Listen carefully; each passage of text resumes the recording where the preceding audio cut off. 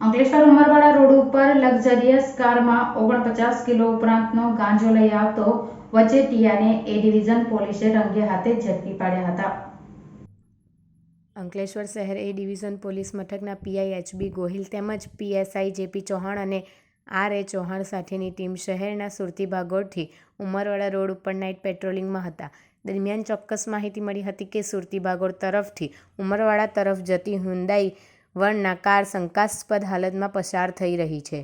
જે આધારે પોલીસે ગુજરાત ગેસ કંપની પાસે રોકી હતી અને પોલીસે કાર ચાલકની પૂછપરછ કરતા તે મૂળ સુરત જિલ્લાના બારડોલી અને હાલ ઉમરવાડા રોડ ઉપર આવેલ ફૈઝ પાર્ક સોસાયટીમાં રહેતો સમીર મજીદ રાઠોડ હોવાનું જણાવ્યું હતું. પોલીસે કારની ડિક્કી ખોલાવતા તેમાંથી વનસ્પતિજન્ય ગાંજાનો જથ્થો મળી આવ્યો હતો. પોલીસે ત્વરિતસરથી એફએસએલને જાણ કરતા એફએસએલ ટીમ સ્થળ પર દોડી આવી હતી અને ઝડપાયેલ જથ્થો ગાંજો હોવાની પુષ્ટિ કરતાં જ પોલીસે સમીર રાઠોડની ધરપકડ કરી હતી તેમજ 4.94 લાખનો 49.410 કિલોગ્રામ ગાંજાનો જથ્થો, 5 લાખની કાર અને મોબાઈલ અને રોકડ મળી કુલ ₹10.6 લાખનો મુદ્દામાલ જપ્ત કર્યો હતો.